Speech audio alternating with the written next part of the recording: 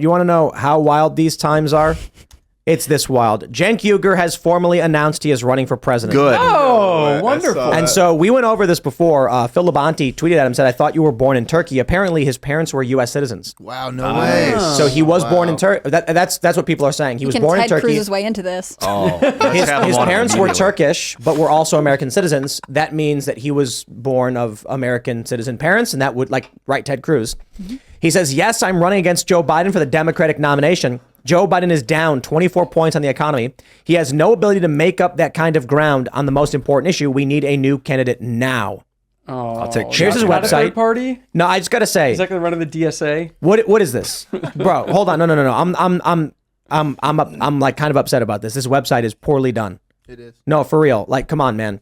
This makes me think he's absolutely not serious at all about this. It's like and it's like, here's a chance to get a big platform and right. This does not look like a legitimate web. I don't know. Maybe I'm just being a dick. I mean, it looks like it's from like 1998. So it looks like he whipped it together like 3 days ago. Like he just started thinking about it. But he talked about this several weeks ago. Oh, yeah, he did. He has like a month or two ago. I'm sure you've been thinking about it for years. I'm sure. The most important election of our lifetimes. We need a new candidate.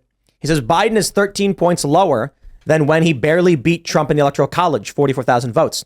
Biden is 24 points behind Trump on the economy, the most important issue. Biden is currently trailing Trump when he has to win the popular vote by 5 points to win the Electoral College. Wow. He says time off for mothers, paid family leave, higher wages, $50 minimum wage, affordable health insurance, public option, fight corruption, and gerrymandering. The end gerrymandering thing is like extremely naive. I think that's just like... Yeah, because like we've talked about quite a bit. These people will be like, have you ever looked at a congressional map and you notice that there's like a block here and there's like a little thin line and then a block there? Yeah, the reason for that sometimes, or I say the general reason for it is you don't need a congressional district on dead farmland. Like that's one guy who lives there. You don't need a congressional district on like a big plot of government property either. Yep. The congressional districts are where people are. Right. And so that means congressional districts are going to be shaped very oddly. That being said, fair point. It is typical among political parties to try and figure out how to win as many congressional seats through gerrymandering. So that I understand. But a lot of the arguments they make for it, we don't want to end gerrymandering.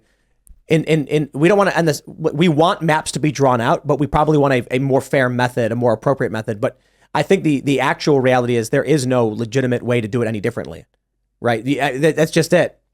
There's no way to be like, it should just guarantee for Democrats or Republicans. Mm-hmm. But anyway, outside of that. You could pick like a random... vote for Cenk?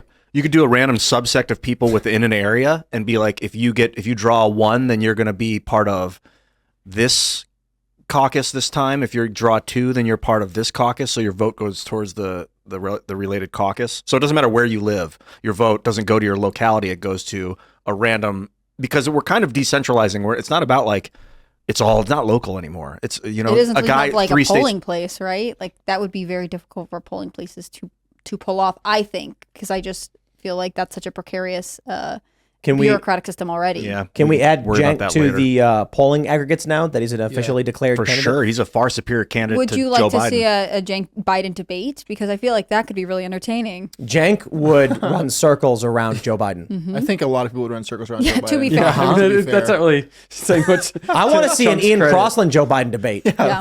Like Joe Biden would be confused the whole time and just like, well, I'd love to. I'd listen to him till his brain starts to work again, and he starts to be like, what do you mean? He's going to sundown. He'd be like 20 years younger. That's my goal with Joe Biden. Get him to snap out of it and remember who he is. I want to see a Joe Biden Vivek debate so bad. Because you imagine the racist things that Joe Biden would I know. Oh, so true. Oh, it'd be so funny. Like he's easy to humiliate, but I'm concerned that he's our commander, so I want him to be strong until he's no longer the commander. Then I don't care what he does. What about Homie is 80 years old, dude. He's not going to snap out of it. Yeah. He's going to degrade. It's called neurogenesis. Yeah, Oh, okay. It's certainly possible. Okay, here's what you do. You pump him full of NAD and stem And cells. psilocybin. Yeah, and sure, that too. I don't know about guess. pump full of, but Pump yeah. full of. We'll, start what slow. about Cenk joining the Gavin Newsom DeSantis debate on November 30th?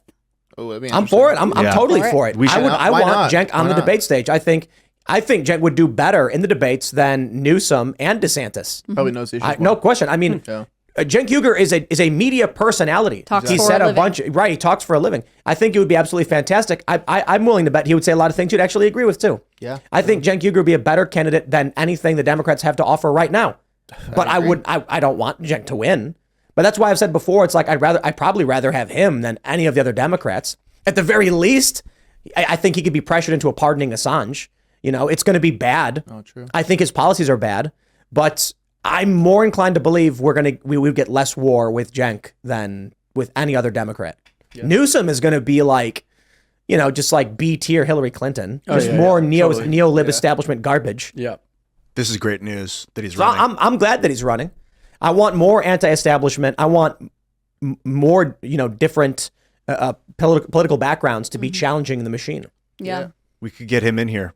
Yeah. Chunk Yogurt 24. Who should we bring him in here with somebody to debate? We have invited idea. this guy to come on the show like 87 All right, times. now 88's Wow. what it's all 88, about. magic number Well, 88. now he's on the campaign trail, so he really wants to Now be he here. needs the attention, We've hosted exactly. multiple presidential candidates. I'm just going to say I it. would love to have him on the Culture War show with Phil or maybe someone else Yeah, I'll come on. That'd be tight. to have like a calm conversation about these issues. I mean, yeah, maybe if it was like you, me, Phil, and him, specifically just Culture War discussing policy and stuff. Whereas, you know, like IRLs, like we have a bunch of news articles that we go through. This is the big news. Cenk just announced he's running. That's why we're talking about it. Culture War is Friday mornings, and it's usually much more just like we're going to talk for 2 hours about whatever we feel like talking about, wherever the conversation goes. Yeah. I'm down. Let's you know, I'll send a message say we can book him. Cool. Nice. I'm glad that he's running. I think he's better than all the Democrats. I do. And I like if I had a choice between him or Trump, I'm voting for Trump, no question.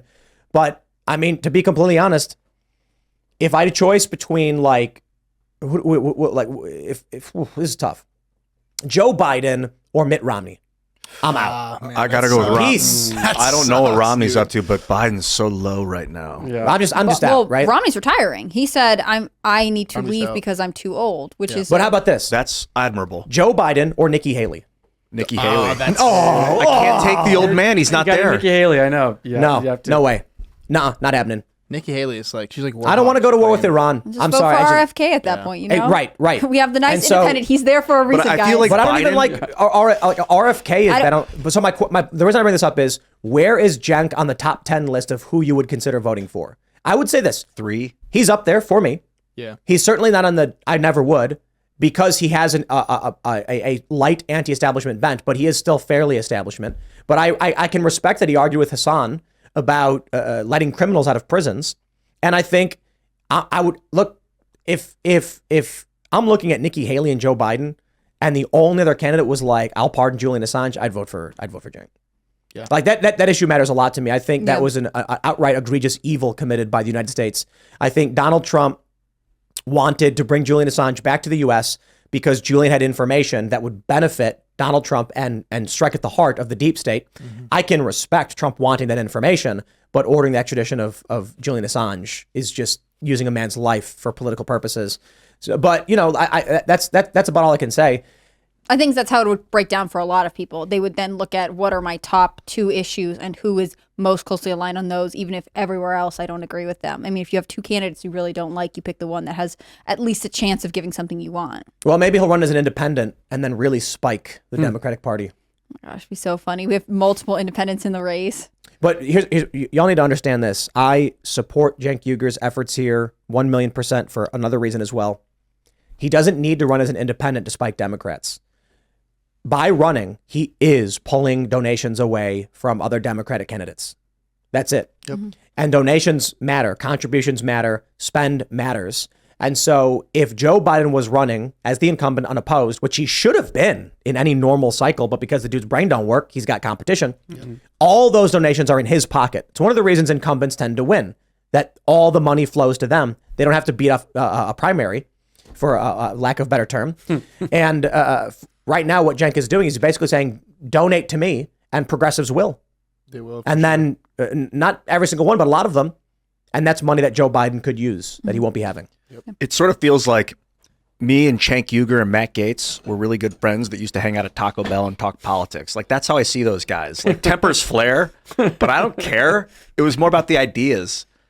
I love it. I love that they're so intense and in their own lane, and they're doing their own, and they're willing to run for president. Like, This was the most compelling thing that RFK Jr. said during his announcement that he's going to be an independent, which is that it should be about serving the people, and it should not be about I'm going to. He said there has to be a moment where you realize you're not going to get your way on everything. And it's not that I think he is the perfect candidate, but I think this idea that we have to give up the addiction to fighting for the one side we've stuck ourselves on, it is worth hearing, right? I mean, and we are seeing it bear itself out right now as the news plays out. I cut you off. I'm sorry. No. That was good. I was going to say. No, were you always conservative, or where did you develop politically? I was one of those 2016 babies that was like always voted left and what changed? I was sent to. I started doing a bunch of stories that year that were very because I wasn't really. I mean, I was writing for like the New York Times. I was writing for all these liberal places, but I wasn't super political. And that summer, Pulse happened. I was reporting on that. That affected me a lot. Islamic terrorist attack. And then I profiled Milo Yiannopoulos for a magazine, which was the first time I met him. And then, you're saying all these things. I was like, I've never heard anyone say that before. That's exactly what I think. Mm-hmm. But it was just sort of, I mean, it was a basic thing of just looking, like, for the, suddenly looking into everything that I thought, I was one of those, like, of course I believe in equality. I'm a Democrat. I work in the arts. But then I started looking into everything. I'm like, whoa, they're lying about this. And if they're lying about that, why are they lying? Why do they have to lie? Thanks for watching this clip from the Timcast IRL podcast. Hang out with us live Monday through Friday at 8 p.m. and become a member over at timcast.com for uncensored, members-only shows exclusive. Thanks for hanging out, and we'll see you all next time.